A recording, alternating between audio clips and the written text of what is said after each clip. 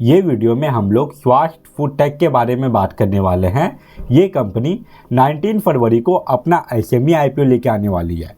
तो हम लोग इसके बारे में इन डिटेल एनालिसिस करेंगे कि ये कंपनी क्या काम करती है एंड इसका फाइनेंशियल रिपोर्ट कैसा है एंड कौन से वैल्यूएशन एंड मार्जिन पे ये कंपनी अपना आईपीओ लेके आ रही है। ये कंपनी के फाइनेंशियल रिपोर्ट में हम लोगों को कमाल का ग्रोथ देखने को मिला है।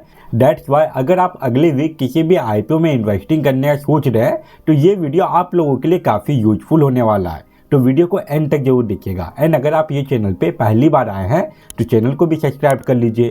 तो चलिए अब वीडियो कंटिन्यू करते हैं। पहले हम लोग ये आईपीओ का बेसिक डिटेल देख लेते हैं। इसका जो टोटल इशू साइज है ये आपको लगभग 15 करोड़ का देखने को मिलेगा, जिसमें कि कोई भी ऑफर फॉर सेल नहीं है, सारा का सारा फ्रेश इशू है। वहीं बात करें इसके शेयर प्राइस के बारे में तो वो 94 रुपीज़ पर शेयर रखा गया है एंड इसके एक लॉट में आपको 1200 शेयर मिलेगा। दैट्स मीन अगर आपको ये आईपीओ में अप्लाई करना है तो उसके लिए आपका जो कैपिटल रिक्वायरमेंट है ये 1,12,800 रुपीज़ का हो जाता है। इसका जो फेस वैल्यू है ये 10 रुपीज़ पर शेयर है एंड रिटेल इन्वेस्टर लोगों के लिए ये आईपीओ में 50% का शेयर रिजर्व है। वहीं अब अगर स्वास्थ्य फूड टेक के शेड्यूल के बारे में बात करें, मतलब कि इंपॉर्टेंट डेट के बारे में बात करें, तो यह आईपीओ का बिडिंग ओपनिंग डेट 19 फरवरी है एंड 21 फरवरी तक आप ये आईपीओ में अप्लाई कर पाएंगे। उसके बाद इसका जो अलॉटमेंट आने का जो डेट फाइनलाइज किया गया वो है 24 फरवरी एंड इन केस अगर आपको ये आईपीओ का अलॉटमेंट मिल जाता है तो फिर 25 फरवरी को जो शेयर है वो आपके डीमेट अकाउंट में ट्रांसफ़र करवा दिया जाएगा। और अगर अलॉटमेंट नहीं मिलता तो फिर 25 फरवरी को ही जो रिफंड है वो इनिशिएट करने का डेट फाइनलाइज किया गया है। उसके बाद इसका जो स्टॉक मार्केट में लिस्टिंग डेट है वो है 27 फरवरी। ये तो हो गया स्वास्थ्य फूड टेक का बेसिक डिटेल। अब हम लोग ये कंपनी के बारे में बात कर लेते हैं।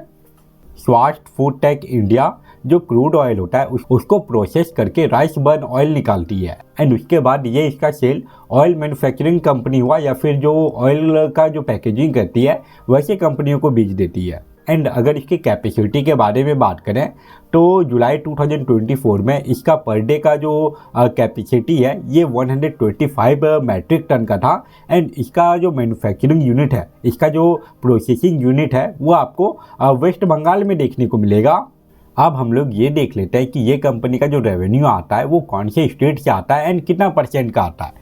अगर हम लोग यहाँ पे 2022 का डाटा देखें तो फाइनेंशियल ईयर 2022 में ये कंपनी अपना 98% से भी ज़्यादा रेवेन्यू सिर्फ और सिर्फ बिहार से जनरेट की थी। उसके बाद जो बाकी का 1-2% बचा वो वेस्ट बंगाल से आया था। एंड अगर हम लोग 2023 के बारे में बात करें तो यहाँ पे ये कंपनी का जो रेवेन्यू सोर्स है वो अलग अलग स्टेट से आते हुए देखने को मिलेगा। 4% आपको यहाँ पे आसाम देखने को मिलेगा, 6% बिहार। उसके बाद अगर नीचे जाएं तो यहाँ पे हम लोगों को लगभग 18% यहाँ पे राजस्थान से देखने को मिल रहा है एंड जो एक बड़ा हिस्सा है जो 64% है वो वेस्ट बंगाल से आया था। एंड वहीं अगर 2024 के बारे में बात करें तो बिहार से 4% से ज़्यादा का रेवेन्यू जनरेट हुआ था। उसके बाद एमपी से 13% एंड राजस्थान से 20% एंड बाकी का जो लगभग 50% बचा वो ये कंपनी का वेस्ट बंगाल से आया था। 2022 में ये कंपनी का जो बायर्स है वो आपको सिर्फ और सिर्फ बिहार में देखने को मिल रहा था, बट 2022 के बाद ये कंपनी का जो बायर्स है वो आपको अलग अलग स्टेट से देखने को मिलेगा एंड अभी ये कंपनी का रेवेन्यू सबसे ज़्यादा वेस्ट बंगाल से जनरेट होता है। अब हम लोग ये देख लेते हैं कि ये कंपनी जो आईपीओ लेके आ रही है उससे जो पैसा मिलने वाला है उसका ये कंपनी क्या यूज करने वाली है। तो ये कंपनी एक नया पैकेजिंग लाइन सेटअप करने वाली है जिसके लिए ये कंपनी को लगभग 330 लाख रुपीज़ का रिक्वायरमेंट है। उसके बाद ये कंपनी को वर्किंग कैपिटल रिक्वायरमेंट के लिए भी पैसे चाहिए जिसमें कि ये कंपनी 750 लाख का यूज करने वाली है एंड बाकी का जो अमाउंट बचा वो जनरल कॉर्पोरेट वर्क के लिए यूज में आएगा।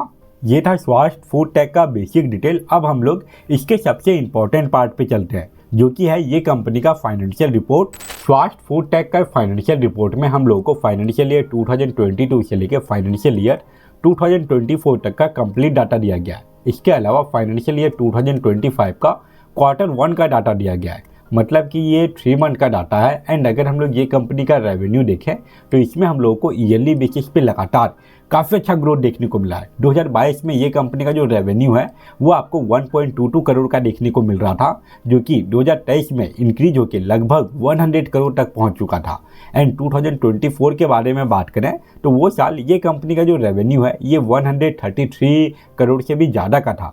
एंड फाइनेंशियल ईयर 2025 के क्वार्टर 1 में ये कंपनी ऑलरेडी 40 करोड़ का रेवेन्यू जनरेट कर चुकी है। और अगर इसका डाटा ऐसा ही आया तो ये साल का जो इसका रेवेन्यू आने वाला है वो आपको 160 करोड़ के आसपास का देखने को मिलेगा।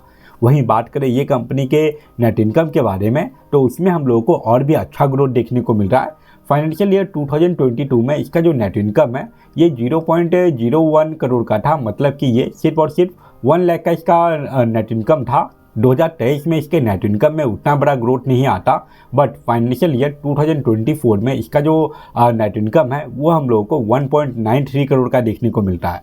और अभी फाइनेंशियल ईयर 2025 के क्वार्टर 1 में ऑलरेडी 0.88 करोड़ का ये नेट इनकम जनरेट कर चुकी है। अगर इसका डाटा पूरा साल का ऐसा ही रहा तो ये साल का डाटा आने के बाद इसका जो नेट इनकम है वो आपको 3.5 करोड़ के आसपास का देखने को मिलेगा। ओवरऑल ये कंपनी के रेवेन्यू एंड नेट इनकम में ईयरली बेसिस पे काफ़ी अच्छा ग्रोथ देख पा रहे हैं।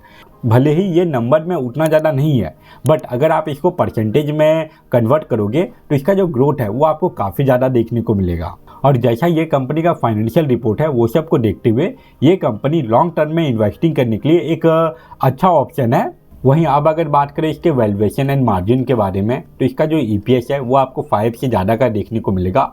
एंड ईयरली बेसिस पे देखें तो यहाँ पे हम लोगों को एक काफ़ी अच्छा ग्रोथ देखने को मिला है। इसका जो PE रेशियो है वो आपको 18 से भी ज़्यादा का देखने को मिल रहा है, जो कि हम लोग मैनेजेबल बोल सकते हैं। एंड अगर हम लोग ये कंपनी का RONW एंड ROCE परसेंटेज देखें तो ये दोनों में ही हम लोगों को ईयरली बेसिस पे लगातार एक अच्छा ग्रोथ देखने को मिल रहा है। साथ ही साथ इसका जो EBITDA परसेंटेज है वो हम लोगों को 3.54% का देखने को मिल रहा है। एंड अगर बात करें यहाँ पे एक नेगेटिव पॉइंट के बारे में तो वो है इसका डेट टू इक्विटी रेशियो। ये कंपनी का डेट टू इक्विटी रेशियो आपको 3.75 का देखने को मिलेगा। ये पिछले साल के मुकाबले काफ़ी कम हो चुका है, फिर भी इसका जो डेट टू इक्विटी रेशियो है वो थोड़ा सा ज़्यादा लग रहा है।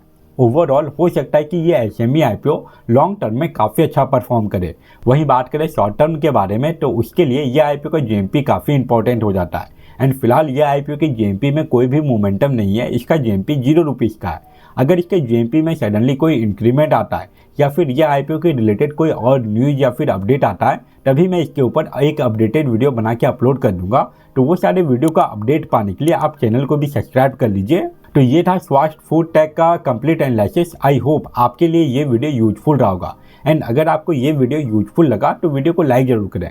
फिलहाल ये वीडियो को यहीं पे एंड करते हैं। Thank you for watching this video.